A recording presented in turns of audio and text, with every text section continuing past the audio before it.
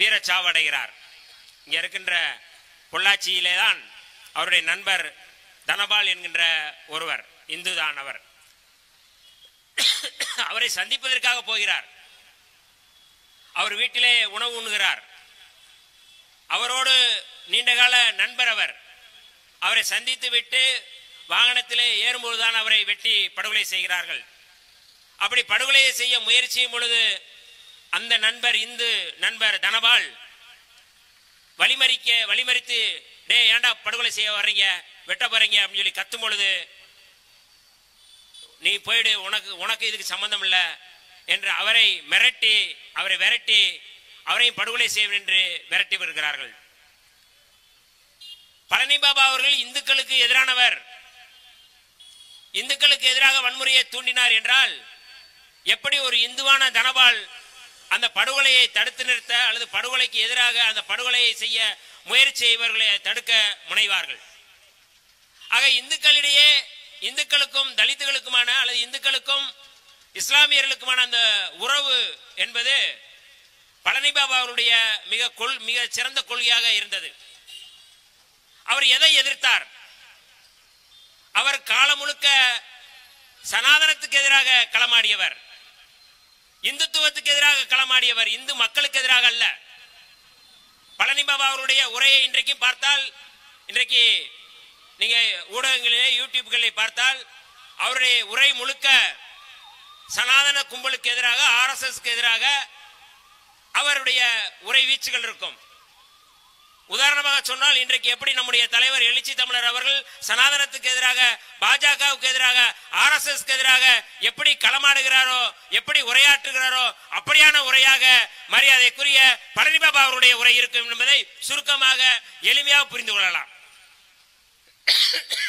இருவருடைய உரையும் ஒன்றாக இருக்கும்.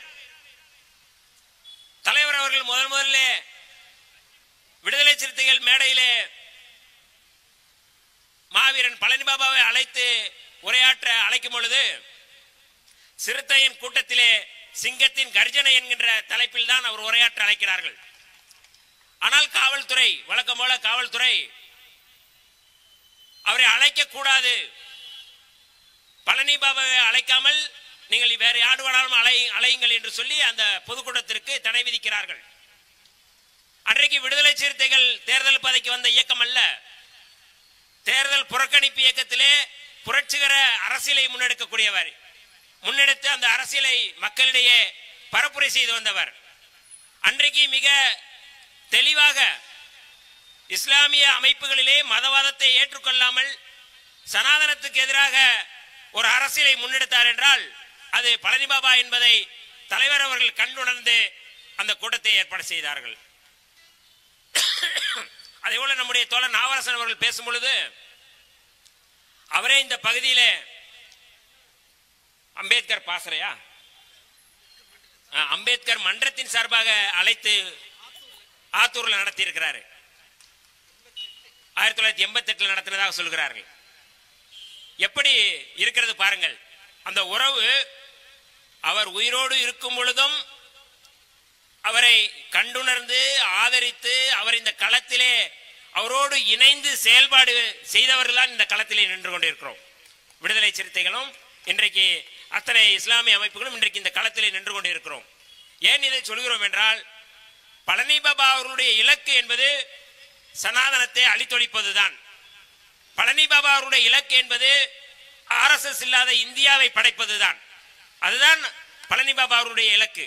அவர் மிகச்சிறந்த செல்வந்தராக இருந்தார். அவருடைய பெயர் பழனி பாபா அல்ல, அகமது அலியா. அவருடைய அப்பா முகமது அலி ஒரு காப்பிக்கொட்டை ராவுத்தர் என்று அழைக்கக்கூடிய அளவிலே குன்னூரிலே கான்வென்ட்லே படித்தவர். அப்படிப்பட்ட ஒரு செல்வாக்கு உள்ளவர் அவர். அந்த காப்பிக்கொட்டை ராவுத்தருடைய மகன் தான் இவர் அகமது அலி. அவர் நினைத்திருந்தால் எப்படியெல்லாம் வாழ்ந்திருக்கலாம். ஒரு செல்வ செழிப்பிலே வாழ்ந்தவர். ஆனால் அவர் 1950க்கு பிறந்ததுக்கு பிறகு 97 இறப்பதற்கு முன்பாக ஒரு 25 ஆண்டு காலம் தான் இந்த களத்திலே அவர் தீவிரமாக களமாடுகிறார்கள். இன்னும் சொல்ல வேண்டுமானால் ஒரு 10 ஆண்டுகள் தான் அவர் கூடுதலாக தீவிரமாக ஜிகாத் கமிட்டி அமைக்கப்பட்ட பிறகுதான். அதற்கு முன்பு எம்ஜிஆரோடு நெருக்கமாக இருந்தவர். அவர் சொல்கிறார், பல உரைகளிலே சொல்கிறார், 22 வயதில் எம்ஜிஆரோடு அவர் நெருக்கமாகிறார். எம்ஜிஆருக்கு நம்பிக்கை பெற்றவர்.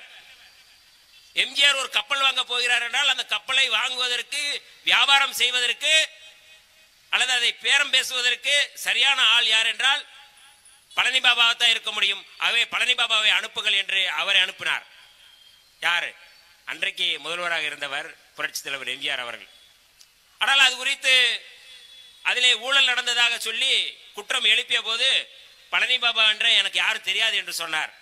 அதற்கு பிறகுதான் நம்முடைய பழனி பாபா அவர்கள் எம்ஜிஆரை எதிர்க்கிறார்கள். தமிழ்நாட்டு அரசியலிலே தலைமைச் செயலகத்துக்குள்ளே வரக்கூடாது என்று தடை விதிக்கப்பட்டவர் பழனி பாபா அவர்கள். அரசாணையை பிறப்பிக்கிறார். இந்த மாதிரி பழனி பாபா என்பவர் தாடி வைத்திருப்பார், குறுந்தாடி வைத்திருப்பார், தலைப்பாகை கட்டியிருப்பார், அவர் வந்தா உள்ள விடக்கூடாது என்று. தமிழ்நாட்டில் இப்படிப்பட்ட ஒரு அரசியல் போராளி, அவர் வந்தால் வன்முறை வெடிக்கும், அவர் வந்தால் மிகப்பெரிய இளைஞர்கள் சக்தி உருவாவார்கள் என்கின்ற அடிப்படையில் தான் அன்றைக்கு தமிழ்நாட்டுடைய காவல்துறை அவர் போகிற இடங்கள் எல்லாம் தடை விதித்தார்கள். எத்தனையோ நம்முடைய மரியாதைக்குரிய சண்முகராஜ் அவர்கள் சொன்னாரு, எம்ஜிஆருடைய அந்த வீட்டுக்கு போகும்போது எப்படி விருந்து உண்டார்கள், அவர் எப்படி அதை எதிர்கொண்டார்கள் என்பதை. அப்படி எல்லாவற்றிலும் அவர் எதிர்கொள்கின்ற அந்த பிரச்சனை என்பது மிக முக்கியமானது. அவர் ஏற்கனவே சொன்னது போல செல்வந்தராக இருந்தாலும் இந்த மக்களுக்காக அடிப்படையில் இருக்கின்ற அந்த உரிமைகளை பாதுகாக்க வேண்டும் என்பதற்காக தன்னுடைய அத்தனையும் அவர் அர்ப்பணித்தவர். யாரு? பழனி பாபா அவர்கள். இன்றைக்கு இஸ்லாமிய சமூகத்திலே நிறைய செல்வந்தர்கள் இருக்கிறார்கள், தான் உண்டு தன் வேலை உண்டு என்று இருக்கிறார்கள். ஆனால் இன்றைக்கு இருக்கின்ற சூழல் என்ன? இன்றைக்கு ஒன்றிய பாஜக அரசு பல சட்டங்களை கொண்டு வருகிறார்கள். வக்போர்டு வாரிய சட்டத்தை கொண்டு வருகிறார்கள், முத்தலாக் சட்டத்தை கொண்டு வந்தார்கள், குடியுரிமை திருத்த சட்டத்தை கொண்டு வந்தார்கள். அதே போல இஸ்லாமியர்களுக்கு என்னென்ன எதிரான சட்டங்களை கொண்டு வர முடியுமோ அத்தனை சட்டங்களுமே கொண்டு வருகிறார்கள். ஆனால் எல்லோரும் செல்வ செழிப்போடு இருக்கக்கூடியவர்கள் அமைதியா இருக்கிறார்கள், போராடக்கூடிய இஸ்லாமியர்கள் போராடி கொண்டு இருக்கிறார்கள். ஆனால் எல்லோரும் இந்த களத்திலே இறங்க வேண்டும் என்று ஒரு செல்வந்தராக இருந்து இந்த களத்திலே நின்றவர் நம்முடைய பழனி பாபா அவர்கள். இன்றைக்கு இந்த நினைவு நாளிலே நாம் முன்னெடுக்கக்கூடிய மிக முக்கியமான செய்தி, இனி எப்படிப்பட்ட செல்வாக்குள்ளவராக இருக்கலாம், ஆனால் சாவர்கரும் கோல்வார்கரும் என்ன சொன்னார்கள்? நம்முடைய எதிரிகள் 4 பேர், அந்த எதிரிகளை நாம் அடையாளம் காண வேண்டும் என்று அவர்கள் அறிவித்தார்கள். ஒருவர் இஸ்லாமியர்கள், 2வது கிறிஸ்தவர்கள், 3வது கம்யூனிஸ்டுகள், 4வது நாத்திகர்கள். இந்த 4 பேருமே எதிரிகள் என்று அறிவித்தார்கள். பழனி பாபா அவர்கள் அதனால்தான் சொன்னார், தந்தை பெரியார் அவர்களையும் புரட்சியாளர் அம்பேத்கர் அவர்களையும் எவன் ஒருவன் விமர்சிக்கிறானோ, எவன் ஒருவன் ஏற்றுக்கொள்ளவில்லையோ அவனை நம்பக்கூடாது, அவனிடம் எச்சரிக்கையாக இருக்க வேண்டும் என்று சொன்னவர் பழனி பாபா அவர்கள். இன்னைக்கு சொல்லுங்க, தந்தை பெரியார் அவர்களை இழிவுபடுத்துகிறவன் எவன்? யார்? தந்தை பெரியாரை இழிவுபடுத்துகின்றவன் இங்கே ஒருவன் இருக்கின்றான். யார் அவன்? சொல்லுங்க, யாரு? அவங்கிட்ட எச்சரிக்கையா இருக்கின்றாரு நம்முடைய மாவீரன் பழனி பாபா அவர்கள். இன்றைக்கு பெரியாரை விமர்சிக்கலாம், பெரியாரை விமர்சித்தால் அம்பேத்கரியவாதிகள் அமைதியாக இருப்பார்கள் என்று பிரித்தாலும் சூழ்ச்சியை செய்கிறார்கள். பெரியாரை விமர்சித்தாலும் அம்பேத்கரை விமர்சித்தாலும் மார்க்சை விமர்சித்தாலும் ஒன்றுதான். ஏனென்றால் அவருடைய அரசியல் என்பது அடிப்படையிலே பிளவுவாத அரசியலுக்கு எதிரானது. மார்க்சியம் என்பதே வகுப்புவாதத்துக்கு எதிரானதுதான். மார்க்சியம் என்பதே இன்றைக்கு ஒடுக்கப்பட்ட மக்கள், உழைக்கும் மக்கள் எல்லோரும் ஒன்று சேர வேண்டும் என்பதுதான். ஆனால் அந்த ஒன்று சேரக்கூடிய மக்களை இனவாதத்தால், மதவாதத்தால், மொழியால் பிரிக்கின்ற ஒரு வேலையை செய்கிறார்கள். எல்லோரும் ஒன்றிணைக்க வேண்டிய தேவை இருக்கின்றது. அதைத்தான் இன்றைக்கு விடுதலை சிறுத்தைகள் அந்த அரசியலை, எல்லோரும் ஒன்று சேரக்கூடிய அரசியலை, அந்த அரசியலை முன்னெடுக்கக்கூடிய ஒரு மகத்தான தலைவராக நம்முடைய தலைவர் எழுச்சி தமிழர் அவர்கள் இன்றைக்கு தமிழ்நாட்டிலே பழனி பாபா அவர்களுடைய தொடர்ச்சியாக பழனி பாபா அவர்களுடைய வாரிசாக இன்றைக்கு இந்த மண்ணிலே களமாடி வருகிறார்கள். இஸ்லாமியர்களும் தலித்துகளும் ஒன்று சேர வேண்டும். இஸ்லாமியர்களும் தலித்துகளும் இன்றைக்கு மதவாதத்துக்கு எதிராக எப்படி அவர்கள் அணியமாக வேண்டும் என்பதை முன்னெடுத்து இன்றைக்கு அரசியல் செய்கிறார்கள். இந்த 4 வருணத்திற்கு ஆட்படாமல் இந்த 4 வருணங்களை எதிர்த்தவர்கள் இஸ்லாமியர்களும் தலித்துகளும். இன்றைக்கு இந்து மதத்துக்குள்ளேயே முடக்கப்பட்டாலும் அந்த இந்துத்துவத்தை எதிர்த்து இன்றைக்கு களமாடுகின்ற ஒரு சமூகம் தலித்துகள். இந்துத்துவத்தில் இருந்து விடுபட்டு நான் இந்த 4 வருணங்களையும் வர்ணாசிரமத்தையும் நான் ஏற்றுக்கொள்ள மாட்டேன். தலையிலே பிறந்தவன் பிராமணன், தோளிலே பிறந்தவன் சத்திரியன், தொடையிலே பிறந்தவன் வைசியன், காலிலே பிறந்தவன் சூத்திரன், இந்த 4 வருணங்களையும் நான் ஏற்றுக்கொள்ள மாட்டேன் என்று அந்த வர்ணாசிரமத்திற்கு எதிராக மதம் மாறியவர்கள் தான் இஸ்லாமியர்கள். இந்த வர்ணத்தை நான் ஏற்றுக்கொள்ள மாட்டேன், இந்த சனாதனத்தை ஏற்றுக்கொள்ள மாட்டேன், அதனாலதான் இஸ்லாமியர்களை ஒடுக்குகிறான். யாரு? RSS சங் பரிவார அமைப்பு. ஏன் ஒடுக்குறாங்க? இஸ்லாமியர்களை குறிவைப்பதற்கான காரணம் என்ன? நான் இந்த வர்ணாசிரமத்தை ஏற்றுக்கொள்ள மாட்டேன். நீ தலையில பிறந்தவனா இருந்தாலும் எங்க பிறந்த இருந்தாலும் எனக்கு தேவையில்லை. முகமது நபி அதான் சொல்றார், சமத்துவத்தை போற்ற வேண்டும் என்று சொல்கிறார் முகமது நபி அவர்கள். அதேதான் இன்றைக்கு நம்முடைய தலைவர் எழுச்சி தமிழர் அவர்கள் இந்த சமத்துவத்தை நிலைநிறுத்த வேண்டும் என்பதற்காகத்தான் எப்படி இஸ்லாமியர்கள் இந்த வர்ணாசிரமத்தை ஏற்றுக்கொள்ளவில்லையோ அதே போல இந்த 4 வரலையும் ஏற்றுக்கொள்ளாமல் இந்த 4 வருணங்களுக்கு எதிராக போர் தொடுத்து வருபவர்கள் தலித்துகள். ஆகவே தலித்துகளையும் குறிவைக்கிறார்கள். இஸ்லாமியர்களையும் தலித்துகளையும் குறிவைப்பதற்கான காரணம் இதுதான். உன்னுடைய வர்ணாசிரமத்தை நான் ஏற்றுக்கொள்ள மாட்டேன். ஒரு கம்ப்ளைண்ட் நீங்க போய் காவல் நிலையத்தில் போய் கம்ப்ளைண்ட் கொடுத்தீங்கன்னா அவன் கம்ப்ளைண்ட்ல எழுதுவான், காலனிக்காரங்களுக்கும் சாதி இந்துக்களுக்கும் சண்டைன்வான். நீ கம்ப்ளைண்ட்ல எழுதும் பொழுது காலனிக்காரர்களுக்கும் அல்லது இந்த பகுதியை சேர்ந்த இந்த சமூகத்திற்கும் சாதி இந்துக்களை சேர்ந்தவர்களுக்கும் சொல்லுவான். சாதி இந்து யாரு? நம்ம இந்து இல்ல, நம்ம இந்து இல்ல. இதைத்தான் புரட்சியாளர் அம்பேத்கர் அவர்கள் சொன்னார்கள், நாம் இந்துக்கள் இல்லை. இதைத்தான் தந்தை பெரியார் அவர்கள் சொன்னார்கள், இந்துக்கள் இல்லை, நாங்கள் இந்துக்கள் இல்லை என்று சொன்னார். இதைத்தான் இன்றைக்கு பழனி பாபா அவர்களும் இந்துக்களா இருக்கக்கூடியவர்கள் அங்கே ஒடுக்கப்படுகிறார்கள், அவர்கள் இந்துக்கள் இல்லை, அவர்கள் வெளியேற வேண்டும் என்று சொன்னார். இந்து மதத்துக்குள்ளே நின்று கொண்டு சாதியின் கொடுமையை, வர்ணாசிரமத்தின் கொடுமையை அங்கே நாம் அனுபவிக்க வேண்டிய அவசியம் இல்லை. ஆகவே எல்லோரும் வெளியேற வேண்டும். அவர் சொன்னார், இஸ்லாத்துக்கு வாங்கல் என்று சொல்லவில்லை, ஆனால் இந்து மதத்திலிருந்து வெளியேற வேண்டும் என்று சொன்னார்கள் பழனி பாபா அவர்கள். ஒரு தத்துவார்த்த ரீதியாக, அவர் அரசியல் ரீதியாக இந்த மக்களை அணிதிரட்ட வேண்டும். வெறுமனே சும்மா கூப்பிடல, தத்துவார்த்த ரீதியாக ஒரு கோட்பாட்டு ரீதியாக சனாதனத்துக்கு எதிராக இந்த மக்களை அணிதிரட்டுவதிலே மிக தீவிரமாக இருந்தவர் பழனி பாபா அவர்கள். இன்றைக்கு அவர் இருந்திருந்தால் இன்றைக்கு இந்த ஒடுக்கப்பட்ட மக்களுடைய, இஸ்லாமிய மக்களுக்கும் ஒடுக்கப்பட்ட மக்களுக்குமான ஒரு மிகப்பெரிய இணைப்பு சக்தியாக இருந்திருப்பார். அவ்வளவு ஒரு மிக முக்கியமான போராளியாக அவர் களமாடி வந்தார்கள். அந்த வகையில் தான் இந்த விழாவை நம்முடைய மரியாதைக்குரிய தோழர் ஹாஜா மொய்தீன் அவர்கள் இஸ்லாமிய ஜனநாயக பேரவையின் சார்பாக இந்த விழாவை முன்னெடுத்து வருகிறார்கள். ஒவ்வொரு ஆண்டும், கடந்த ஆண்டும் இதே நிகழ்விலே நான் பங்கெடுத்து பழனி பாபா அவர்களுடைய இந்த நிகழ்வை நாம் எல்லோரும் வீரவணக்கம் செலுத்தினோம். இந்த ஆண்டும் அதை நாம் நடத்துகின்றோம். விடுதலை சிறுத்தைகள் சார்பாக தமிழ்நாடு முழுக்க மாவீரன் பழனி பாபா அவர்களுடைய நினைவை போற்றுகின்ற வகையிலே நாம் அந்த விழாவை முன்னெடுப்பது என்பது நம்முடைய அரசியலுக்கு, நம்முடைய இந்த சனாதன எதிர்ப்பு அரசியலுக்கு மிக முக்கியமாக நாம் பார்க்க வேண்டிய தேவை இருக்கின்றது.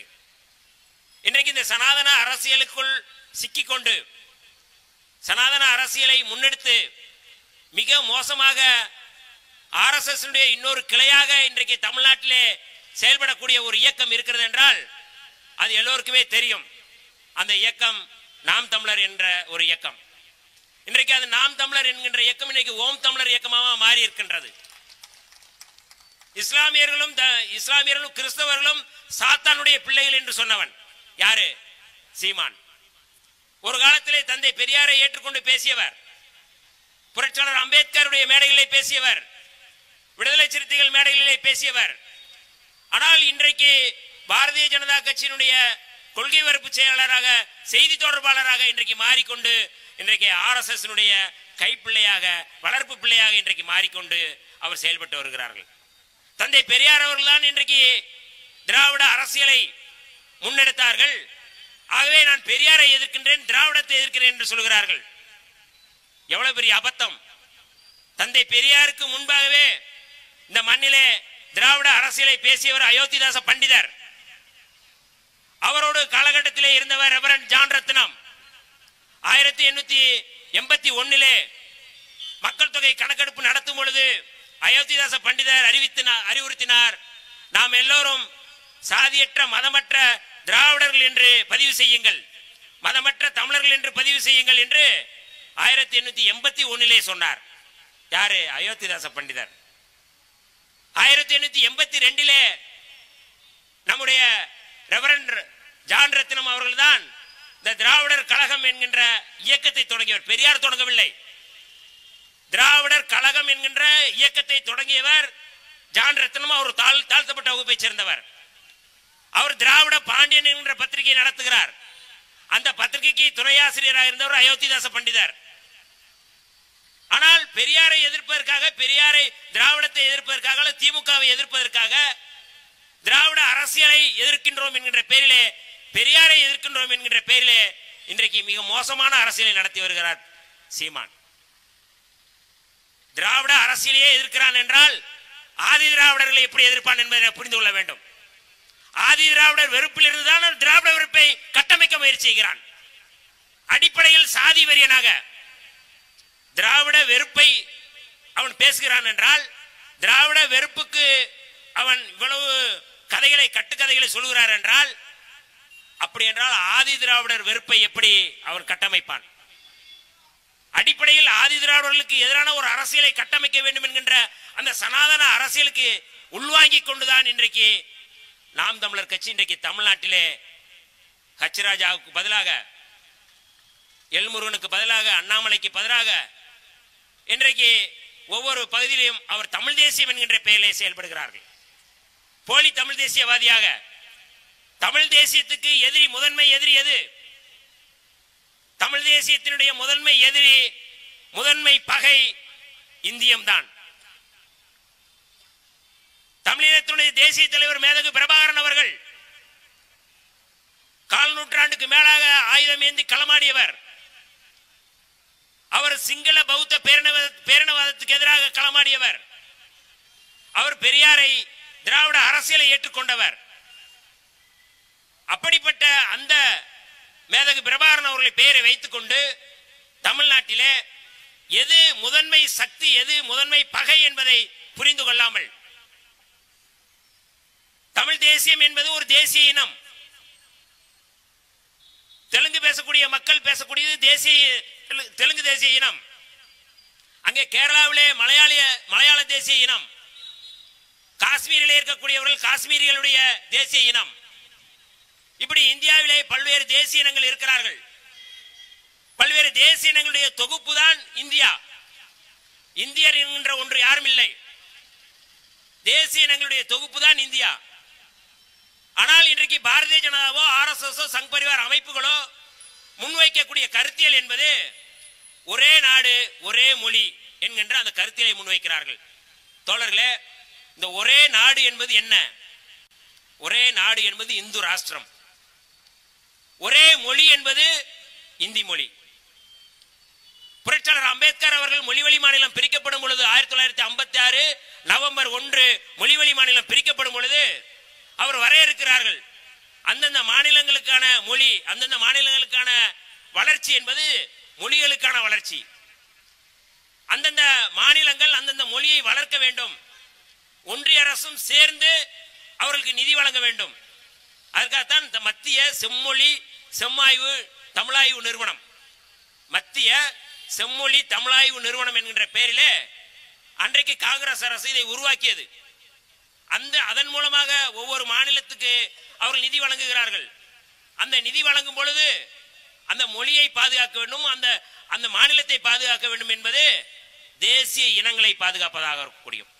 ஆனால் இன்றைக்கு ஒரே நாடு என்கின்ற அந்த கோணத்திலே, அந்த அரசியல் சதியிலே அவர்கள் முன்வைக்கிறார்கள் என்றால், ஒரு நாடு என்பது இந்து ராஷ்டிரம் தான், ஒரு மொழி என்பது இந்தி மொழி தான். அப்படி என்றால் பல்வேறு மொழிகளை அழிக்க வேண்டும், மாநில மொழிகளை அழிக்க வேண்டும். இப்ப எல்லா மொழிகளையும் இன்னைக்கு 22 மொழிகளை வரிசைப்படுத்தி அந்த 22 மொழிகளும் இன்றைக்கு ஆட்சி மொழியாக கொண்டு வருகிறார்கள், கொண்டு வர வேண்டும் என்று கோரிக்கை வைக்கிறார்கள். ஆனால் ஆட்சி மொழியாக அவர்கள் எதையுமே அங்கீகரிக்கவில்லை. இந்தி மொழி மட்டும்தான் ஆட்சி மொழியாக இருக்க வேண்டும் என்று நாடாளுமன்றத்தில் இந்தி பற்றி பேசுகிறார்கள். எனக்கு புரியலன்னு சொல்றாங்க. மரியாதைக்குரிய கனிமொழி மேடம் அவர்கள் நாடாளுமன்றத்திலே சொல்றாங்க, நீங்க பேசுறது எனக்கு புரியல என்றாங்க. நாம் கடிதம் கொடுத்தால் அந்த கடிதத்துக்கு பதில் இந்தி தான் வருகிறது, ஆங்கிலத்தில் வரவில்லை அல்லது நம்முடைய தாய்மொழிக்கு வரவில்லை. அப்படி என்றால் அவருடைய செயல் திட்டம் என்பது முழுக்க முழுக்க இந்தியை இந்தியா முழுக்க கொண்டு வருவது. நான் கேட்கின்றேன், தமிழ் தேசியத்தின் முதல் எதிரி இந்தியா தெலுங்கா? தமிழ் தேசியத்தின் முதல் எதிரி மலையாளமா இந்தியா?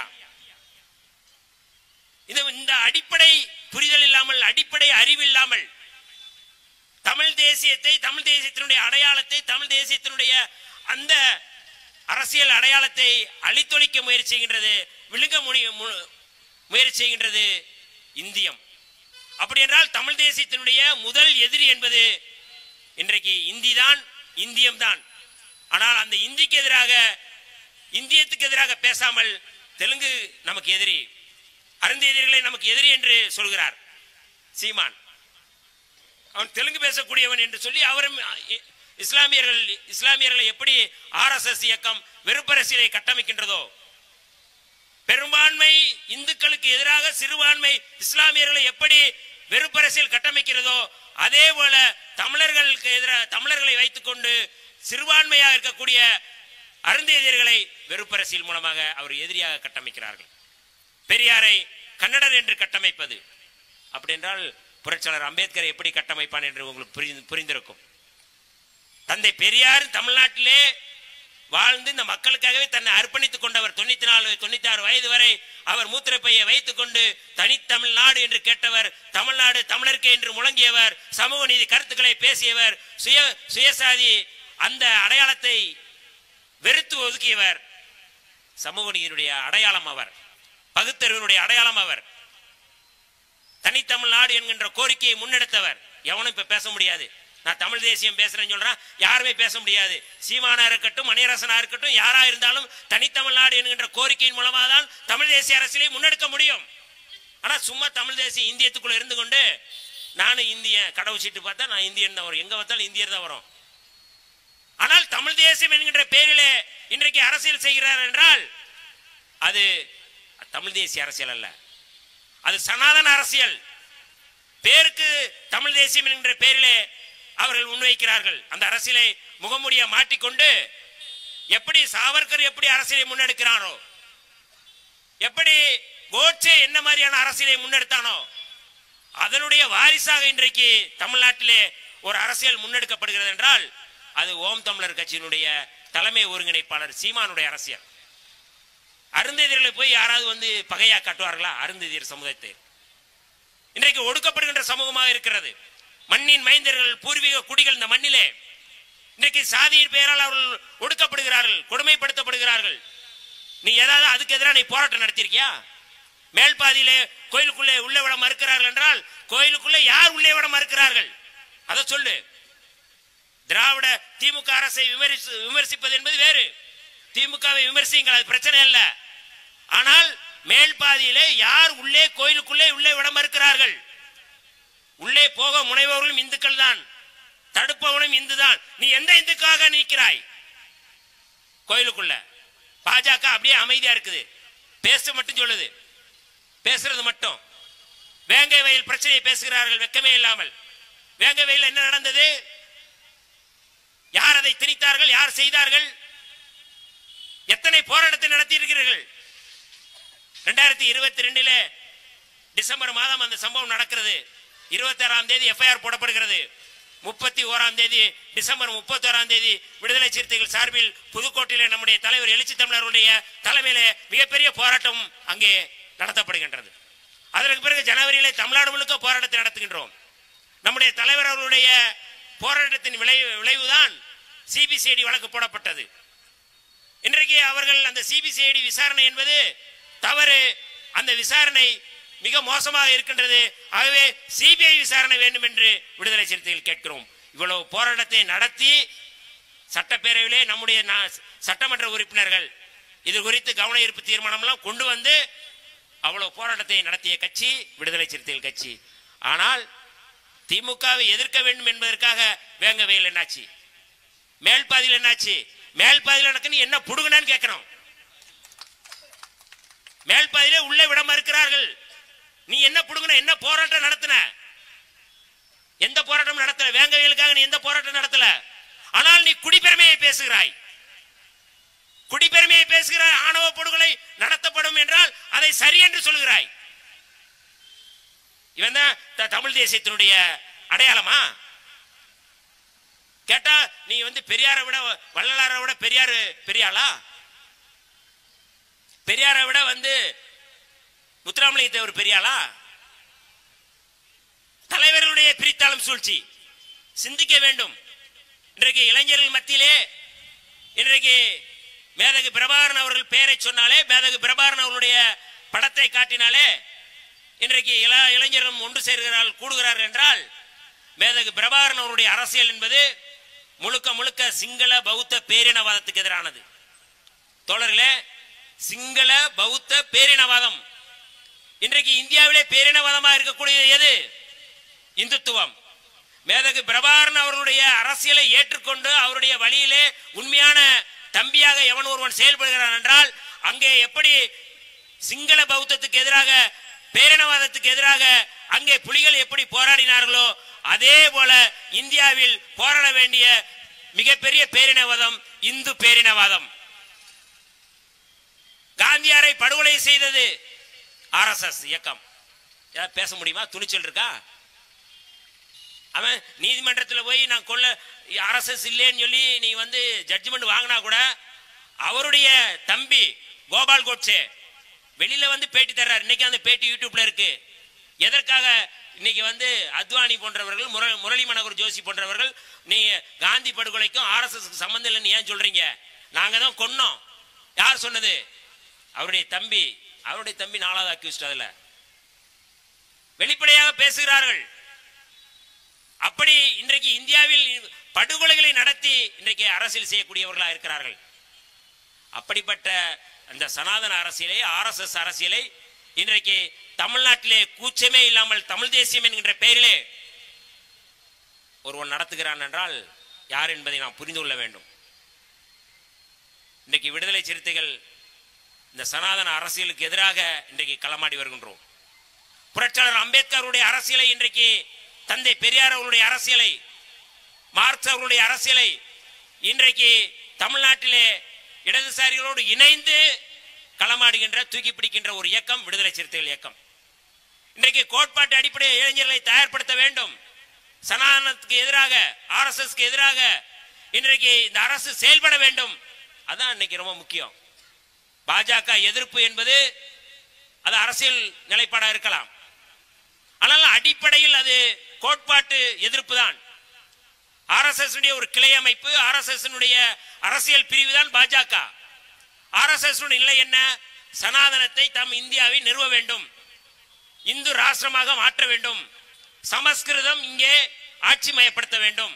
அதற்கு முன்பாக அவர் இந்தியை பயன்படுத்துகிறார். அவ்வளவுதான். இதற்கு எதுவெல்லாம் தடையாக இருக்கிறது என்றால் தேசிய இனங்களுடைய அடையாளம்.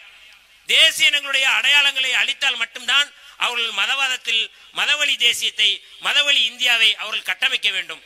அதற்கான ஒரு அடையாளமாகத்தான் இன்றைக்கு இந்த அரசியலை முன்னெடுத்து வருகிறார்கள். அதற்கு இங்கே இருக்கின்ற தமிழ்நாட்டில் நாம் தமிழர் கட்சி இன்றைக்கு அந்த சனாதன அரசியலை முன்னெடுத்து வருகின்றது. மிகப்பெரிய ஆபத்து. பழனி பாபா அவர்களுடைய அந்த முழக்கத்தை நாம் மீண்டும் சொல்ல வேண்டிய தேவை இருக்கின்றது. தந்தை பெரியார் அவர்களையும் புரட்சியாளர் அம்பேத்கர் அவர்களையும் எவன் ஒருவன் இழிவுபடுத்துகிறானோ, எவன் ஒருவன் ஏற்றுக்கொள்ளவில்லையோ அவனை புறக்கணிக்க வேண்டும். இது பழனி பாபா அவர்கள் சொன்னது. இன்றைக்கு இந்த நினைவு நாளில் நாம் எல்லோரும் உறுதியெடுப்போம். புரட்சியாளர் அம்பேத்கரையும் தந்தை பெரியாரையும் ஏற்றுக்கொள்ளாதவர்களை நாம் ஏற்றுக்கொள்ளக்கூடாது, அவர்களை நாம் புறக்கணிக்க வேண்டும் என்று சொல்லி மாவீரன் பழனி பாபா அவர்களுக்கு செம்மார்ந்த வீர வணக்கத்தை தெரிவித்து விடைபெறுகிறேன். நன்றி, வணக்கம்.